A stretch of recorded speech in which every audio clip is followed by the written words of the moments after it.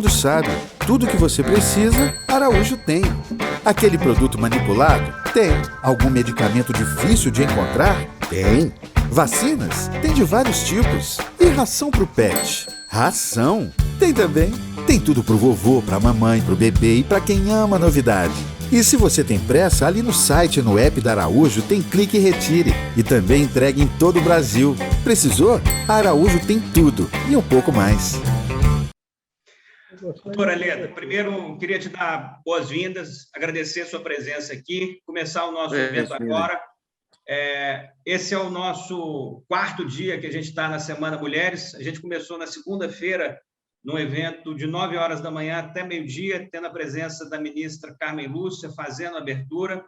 Graças a Deus, foi uma semana muito bacana.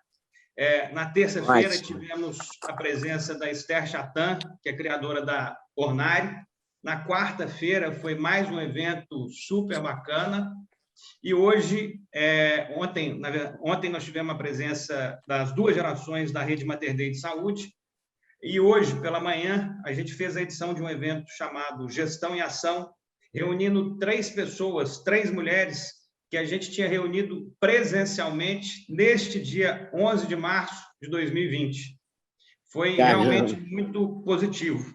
E agora, nessa noite de quinta-feira, a gente tem a oportunidade de conversar com a Leda Nagli, jornalista, apresentadora, 48 anos na televisão brasileira, uma das principais apresentadoras e comunicadoras que a gente tem no nosso país. É uma alegria ter você aqui, minha cara Leda, na nossa Semana Mulheres. Imagina, eu que fico orgulhosa e honrada. Feliz que você está aqui. Eu queria começar essa nossa conversa te pedindo uma introdução. Você, como mulher, como profissional, como uma pessoa reconhecida no nosso país pelo trabalho que desenvolveu ao longo da trajetória. Nós passamos por um ano aí muito específico, de março de 2020 até março de 2021, várias transformações, várias mudanças de comportamento. Você atravessou aí algumas passagens e transformações pelo Brasil afora, ao longo do tempo. Eu queria que você falasse um pouco o que significou esses 12 meses de 2020 até agora, com esse tanto de movimento, com esse tanto de impacto que a gente teve nas nossas vidas e, obviamente, na visão de uma mulher como você é tão respeitada e reconhecida. Seja bem-vinda, eu gostaria muito que você desse essa visão de como você enxerga esse período que passou e o que você está sentindo para frente. Olha, a primeira sensação foi do susto, né? Em março do ano passado, essa coisa de fica em casa e essa ameaça permanente dos meios de comunicação, da mídia oficial, dizendo, né, dando números de mortos e fica em casa e vai morrer, tá? Essa coisa da morte, a sensação da finitude, o medo de morrer, o medo de se contaminar, o medo do outro, tudo isso misturado foi punk. Foi muito esquisito. Março foi um tempo muito esquisito. Eu comecei meu retiro dia 15 de março e só fui sair de casa em agosto. No mais, eu ia até o hall do elevador, abria a porta do elevador e pegava alguma coisa que o porteiro tinha colocado ali. Aí eu tinha sempre um lisoforme, um álcool gel, um spray, completamente paranoica. Então, no meio dessa sensação, desse sentimento de medo, né, um sentimento de medo até da embalagem do supermercado. É uma coisa totalmente maluca. A gente foi sendo levado, né, por esse sentimento, aí, ao mesmo tempo, sem poder trabalhar, uma coisa que eu sempre fiz desde criança. Já até apanhei muito no Twitter quando declarei isso, que trabalhei desde os 7, 8 anos no armazém do meu pai. Então, eu sempre trabalhei, eu nem imaginava uma coisa dessa, ficar em casa à toa, de bobeira, olhando para o teto e ameaçada por um vírus, pelo desconhecido, uma coisa que a gente não vê, não percebe. Foram tempos muito sombrios. E, na verdade, eu acho que o que me ajudou foi uma ideia do Duda e da Sabrina que eu detestei no começo e rejeitei como boa capricorniana. A primeira palavra é não. Aí eu falei, não quero isso. Faça lives. Falei, não vou fazer live nenhuma, só tem live de chatice, de futilidade, não vou fazer live coisa nenhuma. Mas depois eu não aguentei, eu comecei a querer fazer alguma coisa, e live era a única coisa que eu podia fazer. E como depois do não eu me apaixono, sabe? Eu sou aquela que não quer ir à festa, depois vai na festa, é a última a sair. Eu sou esse tipo, eu sou dessas. Aí eu comecei a fazer live e aí emburaquei, adorei, e comecei a fazer todo dia, várias vezes por dia, e foi o que me segurou, viu, Gustavo e Paulo César? Foi o que não me fez pirar, entendeu? Porque morando sozinha, a 2 quarteirões do meu filho e da minha neta, sem poder vê-los, sem amigos, porque eu fiquei na pandemia em São Paulo, onde eu tenho realmente poucos amigos, porque mudei para cá há pouquíssimo tempo e a pandemia me pegou, então não deu os amigos que eu tinha feito durante um ano e que eu não briguei, não aconteceu nada, mas nunca mais eu vi, né? Porque Sim, a você e pandemia todo não mundo. deixou. Então, eu fiquei absolutamente só, falando muito no celular, telefone, essas chamadas de... É claro que é melhor que tenha tido pandemia agora, que a gente pode falar no celular, com imagem, igual a gente está falando agora. Né? Então, fiz lives com amigos, conversei com os meus amigos, mas, basicamente, eu fiz lives sobre Covid, sobre medicina, sobre saúde, sobre vitamina D, zincos, etc. Isso me salvou. Agora, é uma experiência muito estranha que eu nunca tinha, eu e ninguém, né, a torcida do Flamengo, do Atlético e do Corinthians, não imaginávamos que íamos viver isso. Mas a gente tem que enfrentar, né? Eu não sou do tipo que fica no canto chorando, não, sabe? Eu sou do tipo que inventa uma saída. E aí eu inventei essa saída da live para poder sobreviver também. Antes de dar sequência, eu queria... Esse evento aqui, o objetivo dele é falar sobre mulheres, sobre os posicionamentos, sobre as transformações, sobre como mudou e por aí vai. Você começou a sua trajetória em um tempo, você está em um outro tempo completamente diferente, seja nos costumes, seja na tecnologia, seja nas possibilidades, mudou tudo. Eu queria que você voltasse um pouquinho no tempo, no seu início de carreira, no seu processo inicial como jornalista, como comunicadora. Eu queria que você fizesse um comparativo, obviamente no tempo que a gente tem, com a brevidade que a gente tem, mas eu não tenho a menor dúvida que vai ser muito bem explicado. O que você, de fato, vê de diferente na posição de uma mulher profissional como você no seu início de carreira e uma mulher profissional como você neste momento de hoje? Quais foram os principais momentos aí que você viu mudanças acontecendo na sua pele? Eu acho que tudo mudou. Quando eu comecei a fazer jornalismo, quando eu comecei a dizer na minha casa que eu ia fazer jornalismo, o mundo caiu. E hoje em dia, se você, uma família, chega uma mulher e diz eu vou ser jornalista, eu não acho mal barato. Entendeu? Na minha casa, meu pai achou um horror total. Por que eu não estudava medicina, engenharia, não casava? Imagina ser jornalista. Então, começou ali. O começo da minha carreira em Juiz de Fora, no Diário da Tarde, no Diário Mercantil, jornais do grupo dos associados, foi uma complicação também, porque eu ouvi do chefe de reportagem, eu nunca vou esquecer, dizendo, não, você não pode cobrir polícia, eu conheço o seu pai, você vai fazer uma coluna social. Só que eu nunca fui exatamente uma mulher de coluna social, entendeu? Então, eu tive que quebrar pedra desde aquele momento lá. Eu dei uma sorte inacreditável, porque, em plena ditadura, o Estado de Minas, hein, Paulo César? Não queria um repórter em Juiz de Fora, mas não queria gastar dinheiro. Então, pegou uma repórter, que era eu, chegando na faculdade, 19 anos, para ser a sucursal de Juiz de Fora. Eu fui a sucursal de Juiz de Fora. Só eu mesmo, ninguém mais. Batia lá numa letra 22, Olivetti, que meu pai me deu, e pronto. E eu cobri a 4ª região militar. Hein?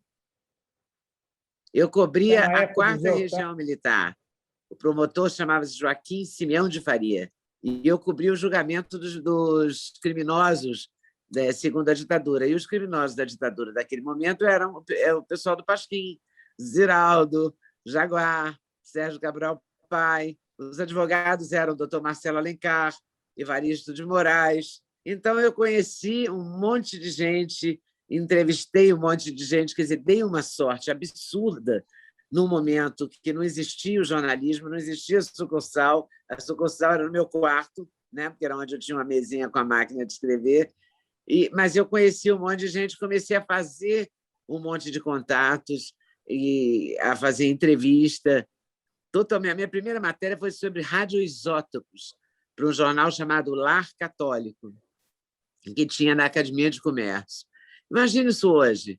Não é qualquer... Não tinha onde fazer estágio, né, para conseguir trabalhar ali. Nunca ganhei dinheiro no Diário Mercantil, nem no Diário da Tarde, mas foi legal. Acho que nem no estado de Minas, eu acho que nem tinha contra-cheque, nada. Mas eu mandava as matérias e ficava orgulhosa de ser a sucursal de Juiz de Fora, sabe? A sucursal da Zona da Mata do estado de Minas. Uma loucura, cara. Não tinha nada a ver com o que é hoje. Hoje todo mundo virou repórter, todo mundo tem um microfone, uma câmera na mão, que tem o celular, né?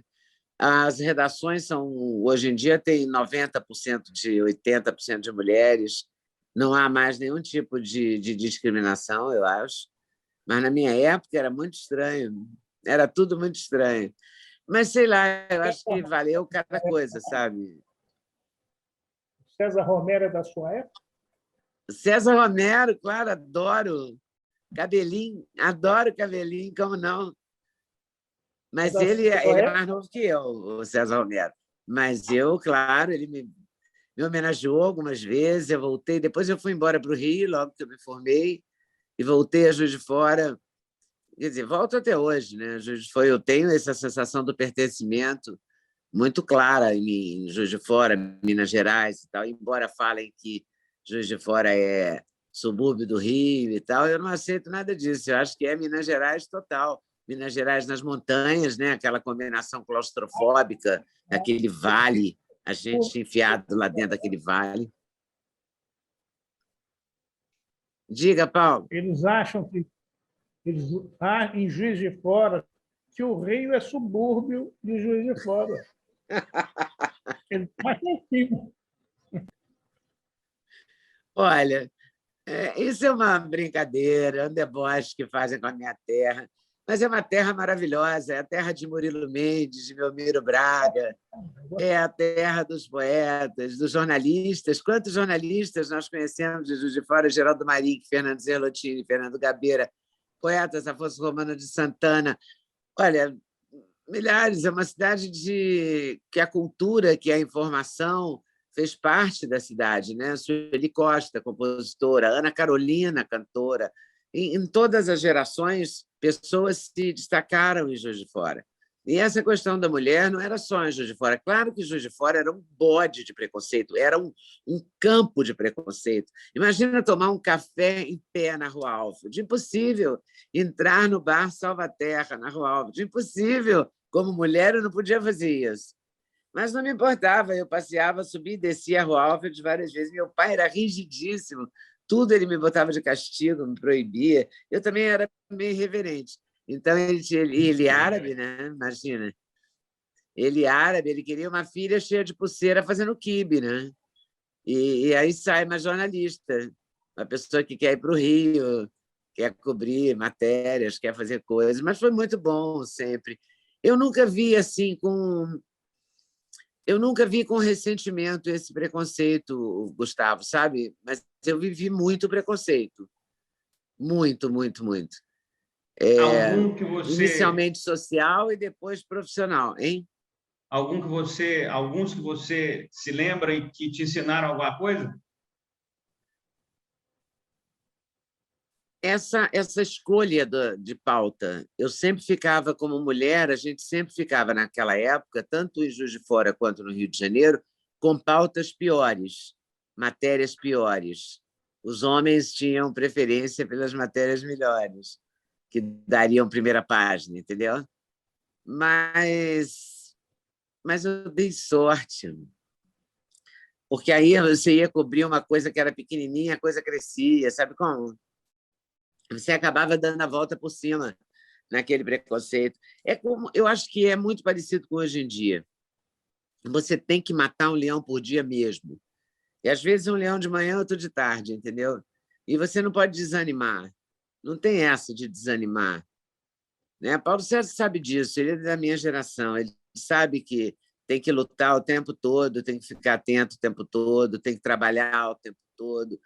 Mas eu não guardo ressentimentos, não, desse momento.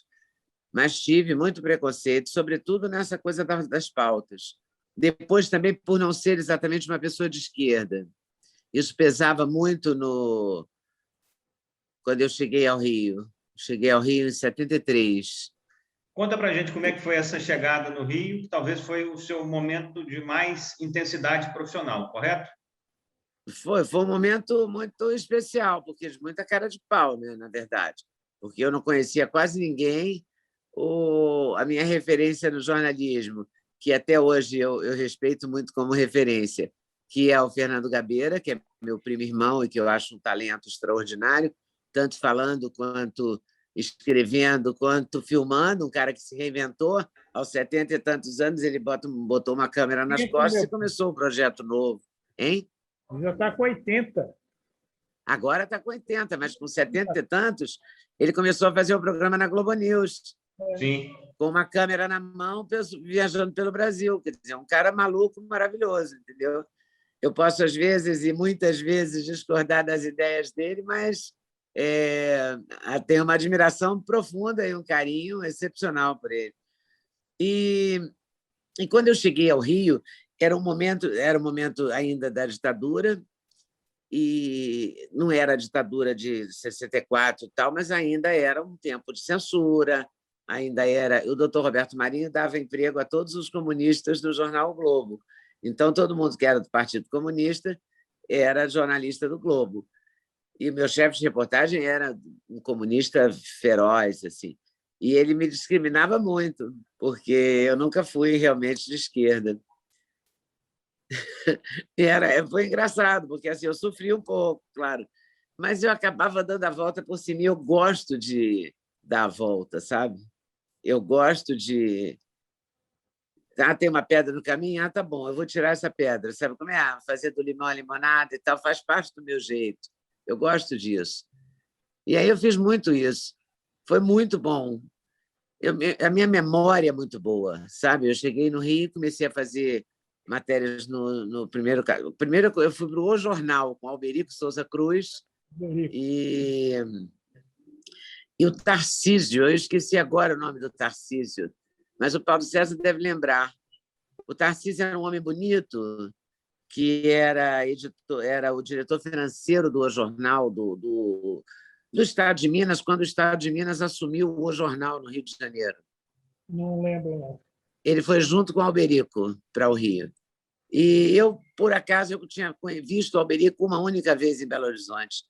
Uma única vez. E eu fui lá pedir emprego para ele e ele me deu um emprego de repórter de cidade. Imagina, não sabia onde era o Maracanã. Nunca tinha ido. Tinha ido ao Rio 2 vezes, entendeu? Na vida.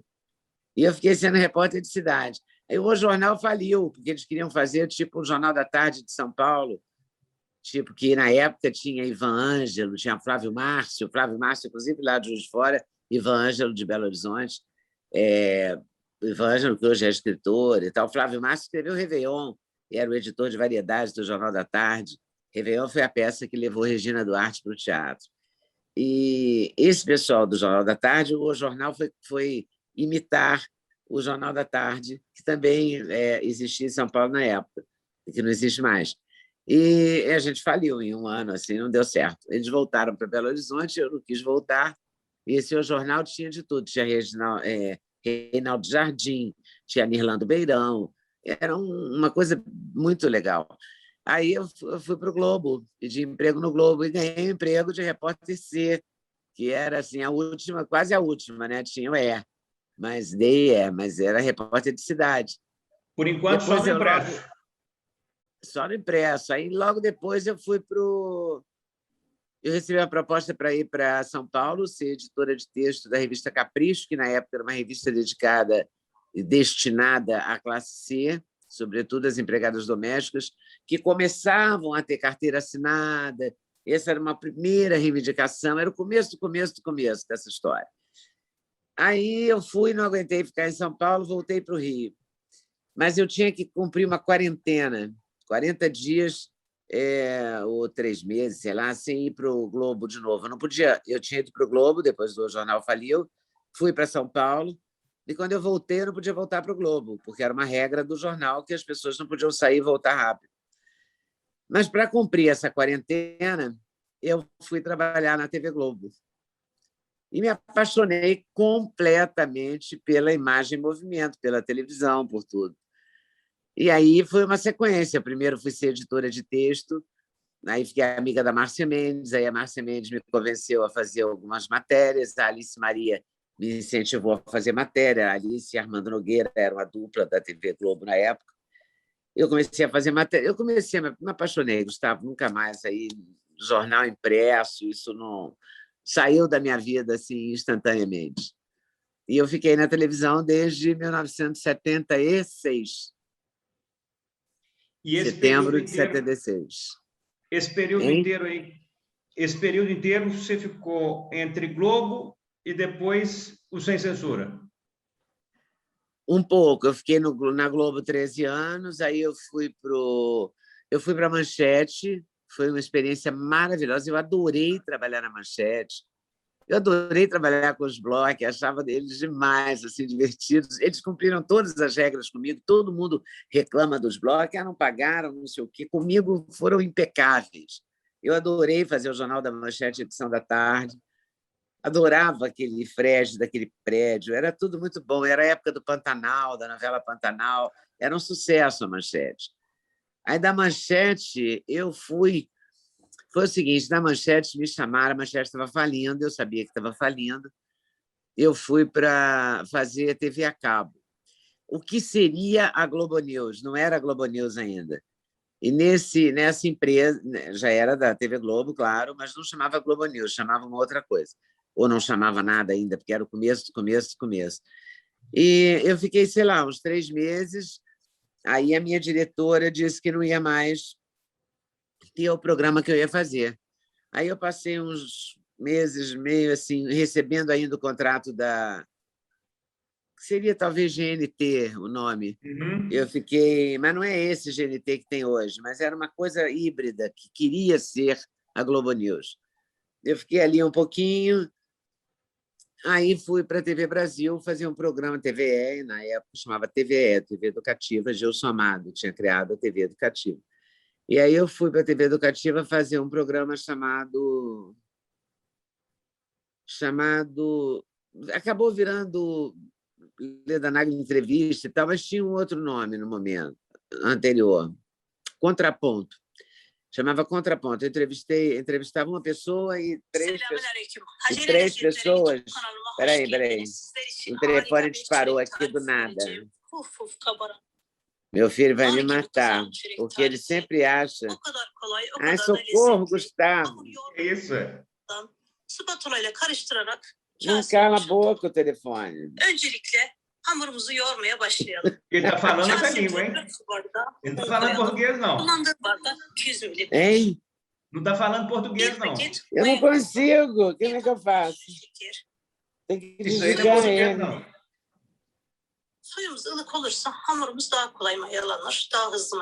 Ele está falando em árabe, né? Que língua é essa? Está mexendo com isso, não? Eu acho que é árabe. E não para, tá vendo? Liga. Você não quer desligar. Senão já tinha desligado. Estou apertando tudo. Ó, deslize para desligar. Finalmente apareceu a tela. Ah, que alívio. Desculpa. Ai, onde é que eu estava mesmo? Estava indo para a TV Brasil fazer esse contraponto, que depois virou Leda Nagel, com certeza. Virou Leda Nagel, com certeza. Era um entrevistado e 3 pessoas ligadas a ele. Aliás, é um formato que eu adoraria repetir. É um formato que me seduziu muito. Eu era a mediadora, Você, por exemplo, era o entrevistado, ou seu pai, Paulo César. Vamos fazer o Paulo César. O Paulo César era o entrevistado, você e mais 2 pessoas que ele sugeriu, ou que o conheciam, que tinham intimidade com ele, o médico dele, o jornalista que ele criou, enfim, a gente escolhia pessoas ligadas à pessoa. Nós o entrevistávamos durante 1 hora. E eu fiz isso com muita gente legal, Tom Jobim, pessoas incríveis, Bethânia, Zizi Posse participou da entrevista da Bethânia, sabe assim? Tinha uma pegada muito legal, chamava Leda Nagli, com certeza. A gente pode reeditar esse programa. E esse programa é muito legal. Eu tinha esquecido dele, olha, falando com você, me lembrei. Eu fiquei fazendo esse programa, me chamaram para fazer o Sem Censura. Já tinham chamado outras vezes, mas eles nunca tinham me oferecido ser editora-chefe do programa. E, nesse momento, eles me ofereceram isso. E eu gostei de ser editora-chefe do programa, porque aí eu podia convidar as pessoas e mixar os convidados, porque eram 5, 6 na mesa, e era muito importante que eles interagissem. Aí eu aceitei, fui fazer, aí o Leda Nagli, com certeza, como não dava para fazer tudo, né? Não pode fazer toda uma rede. Aí foi deixado de lado, ficou na saudade, eu fiquei fazendo Sem Censura 20 anos e 8 meses. Aí, quando não renovaram o meu contrato, e foi uma saída histriônica, assim, porque eu fiquei irritadíssima com a maneira mal educada e grosseira como foi feito, por um rapaz que eu não falo o nome só para não dar moral para ele, entendeu, né? Deixar ele no esquecimento, porque não fez nada de importante no jornalismo brasileiro. Talvez a única coisa tenha sido me demitir. Então, eu não vou dar, né, bater palma para maluco dançar, que eu já passei dessa época. Aí, o que eu fiz? Eu fui para casa um dia e meu filho falou, ótimo, que não tem mais o Sem Censura. Agora a gente vai fazer um canal no YouTube. Eu falei, canal no YouTube? Como assim? Ele falou, você já devia ter começado isso há muito tempo, agora, a hora é essa. Eu comecei a fazer um canal no YouTube, sem saber o que era YouTube, sem nunca ter visto o YouTube. Eu só sabia entrevistar, eu sentava e entrevistava. Mas aí eu comecei a aprender o jargão. Eu falava, vamos estrear o vídeo? Não, vamos subir o vídeo. Eu comecei a aprender detalhes, como é que faz isso e tal. E hoje em dia, agora, dia 17 de março, faz 4 anos o canal, e eu estou completamente apaixonada pelo tal do YouTube. Olha que espetáculo. Seduzida. E foi resiliência, foi muita teimosia também, porque eu não sabia nada, tive que aprender, conquistar um novo público, porque o meu público do Cabeça Branca não está no YouTube até hoje. Imagina 4 anos atrás. E aí eu fui conquistando uma moçada, tanto é que a minha faixa hoje etária é jovem no YouTube. O meu forte vai de 24 a 44 anos, é uma coisa bem assim. Mas legal, foi muito legal. Leda, uma das coisas... Primeiro, por que você pintou esse cabelo de branco, Leda? Eu não pintei, não, Paulo César. Foi a pandemia. Na pandemia não tinha salão. Eu nunca tinha visto a minha cara de cabelo branco, porque apareciam 3 fios de cabelo branco, eu corria no salão e pintava. Então, eu não sabia como é que eu era de cabelo branco. Eu comecei a ver meu cabelo ficar branco, comecei a gostar. Eu achei muito livre isso. Então, agora eu não tenho que sair correndo para o salão. Eu achei legal essa história. Eu comecei a curtir isso, estava aqui em casa mesmo, comecei a achar engraçado e acabou que agora eu não vou pintar mais, não. Só vou pintar por dinheiro. Eu não vou dizer que eu não vou pintar, mas se a L'Oréal me fizer uma proposta boa, eu pinto, entendeu? Mas então, só assim. Pode manter ele branco aí. Não. Pode manter ele branco durante um tempo para poder criar expectativa. Olha, eu estou gostando dele. Mas está elegante. Ele tem um acinzentado bom, assim, eu estou gostando dele. E é muito prático, Gustavo. Você não tem ideia. Você e Paulo César não tem ideia do que é você passar a vida inteira de 20... Eu tinha uma amiga maravilhosa, chamava-se Helena Pessoa de Queiroz. Ela era a primeira mulher a se desquitar no Recife. E ela era dona do Jornal do Comércio do Recife, que é um jornal tradicionalíssimo. E Helena Pessoa de Queiroz, que vem a ser a avó da Teresa Collor, olha isso. Ela era muito minha amiga, uma pessoa muito querida na minha vida. Eu Eu tinha a Helena como uma referência de mulher moderna, avançada, que tinha ideias modernas. Ela era uma referência para mim. E um dia eu disse a ela, Helena, eu não vou mais pintar o cabelo quando ele ficar branco. Ela falou, não seja ridícula. No segundo fio de cabelo, você corre para o salão e pinta, porque no 22º dia, se você não pintar, eles descobrem. Você tinha que pintar de 21 em 21 dias, entendeu? Helena tinha frases, Gustavo, ela era um personagem. Se ela fosse viva, seria assim, uma entrevistada que eu não ia perder, porque ela dizia coisas maravilhosas. Uma vez eu falei para ela de um namorado que eu tinha, bom, acabou o namoro, então passou um tempo, eu cheguei no Recife, e a pessoa me telefonou, eu falei, Helena, o que você acha? Acho que eu vou sair de novo com fulano. Ela falou, Leda, não seja boba. O Bolshoi, que é o Bolshoi, nunca deu bis. Não é maravilhoso? O Bolshoi, que é o Bolshoi, nunca deu bis. Fantástico. Isso há 40 anos atrás. Hein? Isso há 40 anos atrás, né? Isso quase 40 anos atrás. Duda era pequeno, Duda vai fazer 38, no mínimo há 34 anos atrás. Não é maravilhoso uma pessoa dizer isso? Leda, uma das coisas que me chamou a atenção aí no seu movimento, e eu te falei isso, foi muito próximo ao que eu vi acontecendo com o próprio Paulo César e com outras pessoas que eu observo e que eu admiro.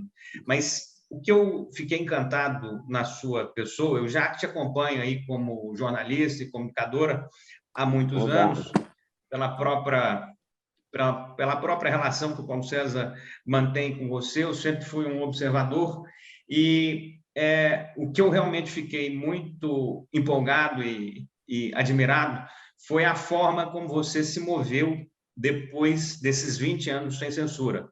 Muita gente acaba, num momento desse, se decepcionando, acaba murchando, e pelo que eu vi e pelo que eu sinto, você, pelo contrário, cresceu à disposição, animou para novos projetos, está animada para novos projetos, começou essa caminhada junto com o seu filho. O que te alimenta, o que te faz querer avançar, independente a estágio, independente a momento de vida? O que te faz querer ir para frente como mulher, como ser humano?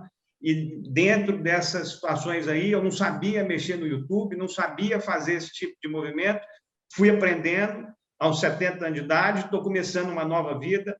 O que te motiva a querer mais, independente da circunstância? Eu gosto de viver. Eu gosto de viver, gosto de ouvir história, gosto de contar história, gosto da vida, sabe? Do trabalho. Eu trabalho desde muito cedo, o trabalho faz parte de mim. Uma família árabe, imagina, dona de um armazém, a gente tinha que trabalhar, fazer tudo, pesar a batata, conquistar a cliente, ver o preço da batata, tudo junto, sabe? Todo mundo junto, essa coisa. Meu pai era um trabalhador, minha mãe era uma trabalhadora, e todo mundo na minha casa, meu pai, minha mãe e eu, sobretudo, sempre fomos muito vitais, sabe? Eu sou uma pessoa que gosta de viver. Eu, por mim, toda noite é uma festa, entendeu? O Duda não gosta de festa, ele acha tudo bem. Uma das coisas que eu senti muito na pandemia é essa coisa de... Eu achei que eu não ia suportar não sair mais, entendeu? Não sair para... Eu tive que botar uns limites, assim. Eu não posso beber toda noite, só posso beber sexta e sábado. Mas eu, por mim, ia numa festa toda noite. Eu adoro festa, adoro amigos, adoro conversar, adoro sair, adoro viajar, eu adoro tudo. Então, eu tenho realmente uma coisa de vida, de viver. Eu gosto de viver e gosto de descobertas novas, e gosto de desafios, e gosto de vencê-los. Fazer, criar, aprender. O conhecimento me seduz, entendeu? Então, eu acho que é isso, essa coisa que vem daí. Esse primeiro neto seu está despertando esses conhecimentos? Minha netinha linda, Gustavo. É um barato. É uma figura muito independente, sabe? Ela é uma pessoa interessante. Tudo ela fala, não, sei fazer, vou fazer sozinha, sabe? Com 2 anos, ela quer fazer tudo sozinha. Ela sabe fazer, ela quer fazer. Ela não sabe, ela faz tudo errado, mas ela tenta. Ela quer abrir o papel do canudo. Ela fica lá tentando até conseguir. Ela tem essa gana. É um pouco Maria do Milton Nascimento, né? Essa gana, essa garra. Eu acho que eu tenho isso e acho que ela vai ter isso. E é muito interessante esse negócio de ser avó. Porque eu não tinha a menor ideia, eu nem sabia que... Eu não sabia nem que eu ia gostar tanto dela. Porque eu gosto tanto do meu filho, tanto, tanto, tanto. Eu sou tão ligada a ele, eu sou mãe do Duda, sabe assim? Nós somos parceiros, somos amigos, somos companheiros de empreendimento, de jornada, discordamos, brigamos, temos ideias totalmente diferentes. Tem uma live nossa que viralizou, que ele diz que eu fiquei muito doente no Covid, que eu falo, não, não fiquei. E a gente discute, é engraçado até. Mas eu tenho paixão por ele, um amor profundo. E eu falei, não vou gostar de ninguém mais do que eu gosto do meu filho, isso é impossível, entendeu? Eu não sei se eu gosto mais da Zoe, mas eu gosto muito da Zoe. Ela foi me conquistando, sabe? O jeito dela. É um sentimento novo, né? É um barato, cara, pode crer. Tomara que o mundo seja legal na época dela. Não está parecendo que vai ser, né? Mas eu vou torcer para ele melhorar.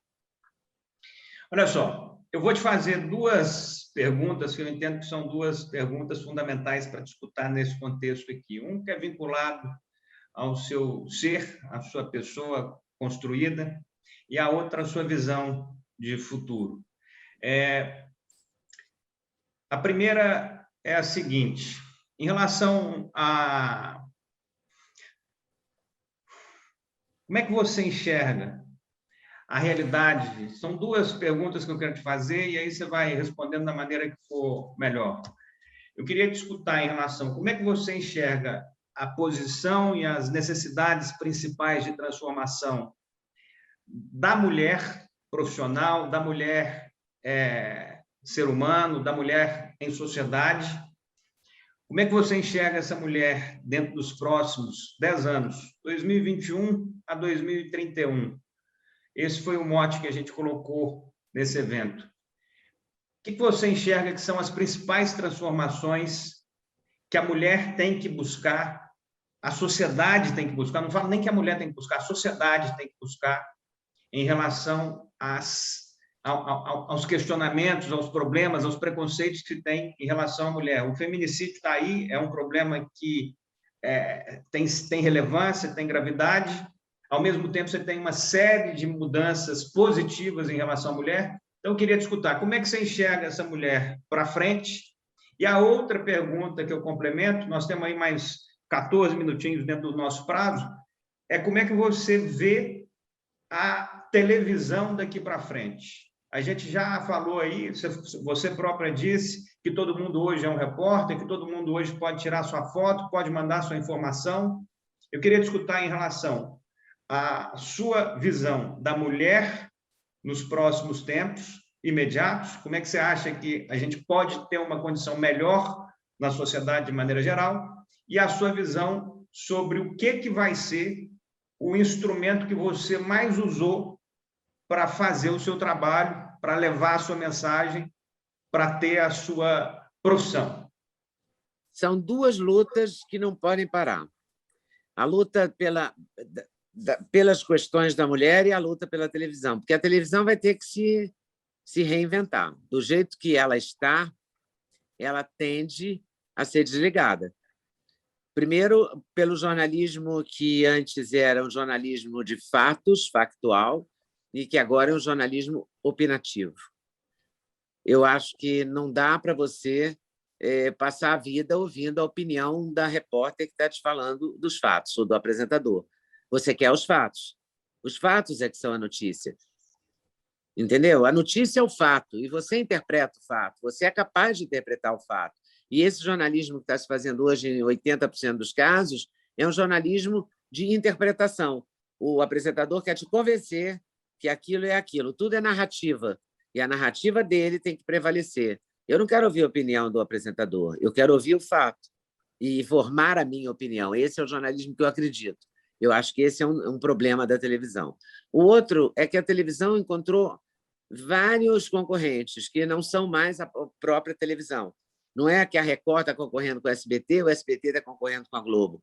O YouTube, o Facebook, tudo está concorrendo com a televisão. E tudo é mais sedutor. porque é tudo mais verdadeiro. Sabe? A gente está aqui fazendo uma live, o telefone dispara e ninguém vai cortar isso. Na televisão, a gente edita isso, a gente esfria a conversa. E as redes sociais são quentes. Não estou dizendo que elas são perfeitas, elas são cheias de imperfeições, cheias de brutalidade, cheias de toxicidade, entendeu? Mas a televisão vai ter que se repensar muito. A televisão precisa aprender a dar boas notícias. Ninguém aguenta passar um ano, como a gente está agora, só ouvindo o número de mortos, como se fosse número de votos apurados. Chega, entendeu? Eu sei que está morrendo gente, é terrível que esteja morrendo gente, mas é preciso também dar o número de recuperados. Você tem que passar esperança. Existem milhões de pessoas recuperadas, assim como tem história, um monte de história de gente que morreu, que são histórias tristes. Eu perdi amigos queridíssimos, fiquei destruída assim, de achar que eu nem ia conseguir, eu não me dei trégua. Eu fiz a live mesmo sabendo, horas depois da morte, entendeu? De um grande amigo, de uma grande amiga. Mas eu não me entrego ao jogo, mas eu sofri muito nisso. Eu perdi muita gente. Mas eu não posso parar para pensar que quem está em casa, ouvindo aquilo, tem que ouvir também que existem recuperados, tem que ouvir também que existe tratamento. Você tem que dar os dois lados, você não pode só ser contra a ivermectina, você tem que botar alguém que é contra a ivermectina e alguém que é a favor da ivermectina. Sabe? Eu estou falando da ivermectina como um símbolo dessa pandemia. Podia ser hidroxicloroquina, seja lá o que for, entendeu? Os dois lados da notícia, os 3 lados, os 10 lados, não está um lado só, sabe? Você assiste um telejornal, todos os comentaristas concordam, então para que tem tantos? Bastava ter um, porque se todo mundo tem a mesma opinião, tá? Eu concordo muito com fulano, eu concordo super com você. Eu não vejo vantagem em assistir isso, entendeu? Então as pessoas desligam. É claro que vai sempre ter uma camada social que não vai desligar, que é a camada que tem menos informação, que tem menos possibilidade de ter outra fonte de informação, que não tem tanto conhecimento. E essa luta continua, essa luta do conhecimento, da informação, vai ser uma luta que a mulher vai enfrentar e vai continuar enfrentando, como eu enfrentei, como minha mãe enfrentou, que estudou pouquíssimo, coitadinha, lá em Muriaé, no interior de Minas Gerais. Ela enfrentou e eu enfrentei em Juiz de Fora, eu venci, tá? Eu fiz a faculdade, eu saí de lá, eu ganhei um monte de estrada, mas eu estou aprendendo. Se eu não continuar lendo, não continuar me atualizando, eu vou perder. Eu preciso me atualizar. Então, a mulher vai continuar se atualizando, vai continuar lutando contra o preconceito, vai continuar lutando contra o marido abusador, vai ter que aprender a sair, a responder ao marido abusador, a não ficar na relação. Então, ela vai ter que aprender a ganhar dinheiro, ela vai ter que... a nossa diferença social, a nossa penúria, entendeu, da população, essa falta de grana, esses milhões de miseráveis, esses milhões de pessoas sem água, sem esgoto, sem, sabe, sem... Porque não adianta fazer o marco, né, não tem o marco do saneamento básico, mas não tem saneamento básico. Lava a mão, que não pega Covid, cadê a água? Entendeu? Então, essa luta ela vai continuar, ela não é só das mulheres, mas ela é também das mulheres. E as mulheres têm uma participação muito grande nisso, porque são mães solteiras, são as mantenedoras da família, são as educadoras dos filhos. Porque, mesmo até hoje, os pais têm um segundo papel, ficam em segundo lugar na hora da educação. Então, acho que a luta da mulher não termina aqui, ela não termina com o direito a isso, aquilo. A mulher pode ser caminhoneira, a mulher pode ser presidente da Petrobras, a mulher pode ser presidente do Brasil, a mulher pode... Sim, mas sempre haverá uma mulher lá que a gente precisa puxar lá de baixo para mostrar para ela que ela pode ser, que ela pode, que ela é capaz, que ela tem que aprender. A educação, um fator essencial para a luta, para a mulher se posicionar melhor na sociedade. É preciso mudar os parâmetros da educação no Brasil, investir nisso. A gente já está perdendo um ano, vai perder o segundo ano. Hoje, lockdown em São Paulo, fecha tudo de novo.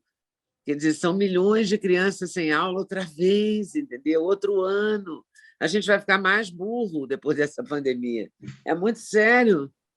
E a gente tem que avançar nisso, Gustavo, não tem jeito. Então, a luta continua, aquela velha frase. Não é? É uma frase comunista, eu acho, né? A luta continua. Pois é, mas a luta continua. Ou pela direita, ou pela esquerda, ou pelo centro, ou pelo oeste, ou pelo norte, continua. Não para. Eu também concordo com você, o negócio não tem uma parada. A busca tem que ser constante de melhoria, de avanços aí gerais, mas, querendo ou não, a mulher realmente conquistou muitas coisas nesses últimos tempos. Muito, nossa. Avançou muito, né? Teve avanços fantásticos, coisas que eu não consigo me colocar no tempo, entender isso. Por exemplo, eu não consigo entender o tempo em que a mulher, por exemplo, não podia ir à escola, não podia ter conhecimento, e pelo que eu escutei, teve esse tempo. A mulher não podia votar, a mulher não podia... A mulher era né? Um objeto absolutamente descartável. Então, eu vou te falar, eu não consigo entender. Então, realmente acho que essa luta tem que ser contínua, de melhorias, e não pode parar. Eu queria ir finalizando essa nossa breve conversa aqui, só fazendo uma pontuação sua de Minas.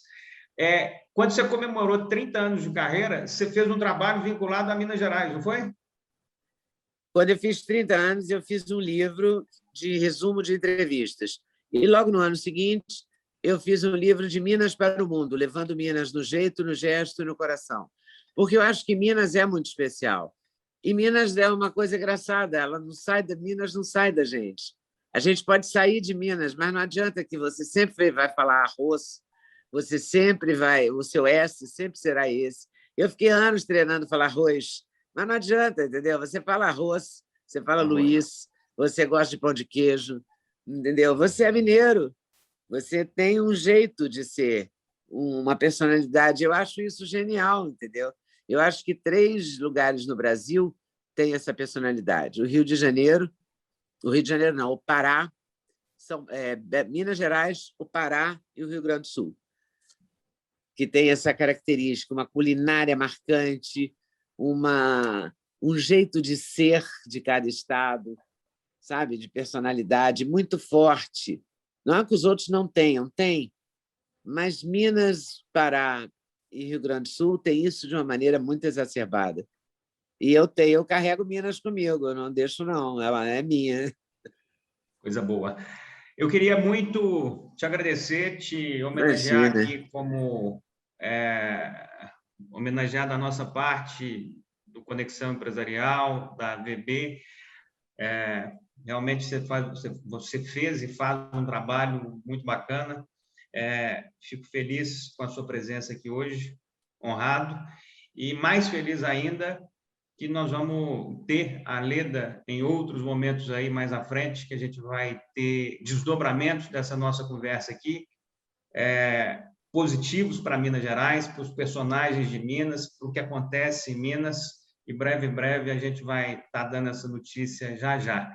Então, eu queria te agradecer pela sua presença conosco, dizer que foi uma alegria. Antes de finalizar, eu preciso apenas fazer um breve registro do nosso evento hoje, agradecer aos nossos apoiadores, a cada uma das pessoas que estiveram conosco e, sobretudo, a Anglo América, a Drogaria Araújo, a Líder Aviação, ao Banco Mercantil do Brasil, ao Sindipaz, ao Supernosso, a Unifipmoc e a Uzi Minas.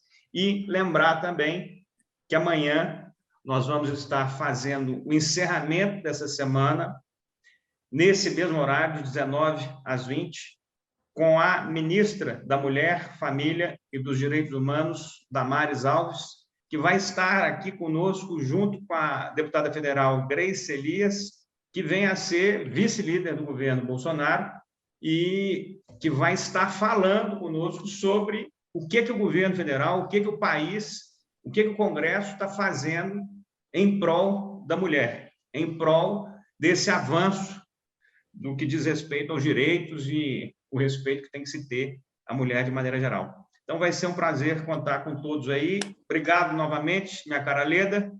Eu quero aproveitar para te mandar um abraço para você, para o Paulo César, para a ministra Damares, que eu gosto muito, já entrevistei várias vezes, e acho que ela está fazendo um trabalho positivo, muito positivo, em prol da mulher. Ela está lúcida, embora seja altamente pichada, eu acho que ela está lúcida nesse trabalho. E quero te agradecer mesmo pela oportunidade, dizer que a gente vai fazer um projeto, se Deus quiser, lá na frente, que vai ser legal. E é isso aí. Já, já. Muito obrigado. Já, já, se Deus quiser. Obrigada, Paulo. Pessoal, vai despedir? Leda, foi um prazer, realmente. Já não te vi há algum tempo. A última vez foi quando você me entrevistou no Sem Censura. Você viu? Tem muito tempo. Lembro, tem muito tempo. Hoje. Depois disso, acho que eu estive com você uma vez no Rio e só. Só. Vendo você de cabelo branco. Ué, olha aqui. Eu não tenho um cabelo branco e não pinto, viu? Nossa! Nunca pintei. Muito bem. Tá? Passando essa pandemia, nós vamos te receber aqui. Tá certo. Mas eu vou de cabelo branco. A única coisa que você tem que me ensinar, Gustavo, é travar o telefone, que eu sempre esqueço e acontecem essas coisas. Entra um áudio louco e tal. Isso aí você tem que me corrigir. Tá vou bom. aprender com você, que é mais novo que eu, né? Pode deixar. Obrigado, Leda. Obrigado a todos. Obrigada. Tchau, Paulo César. Um beijo grande. Um beijo. Beijão, obrigado. Gustavo. Valeu.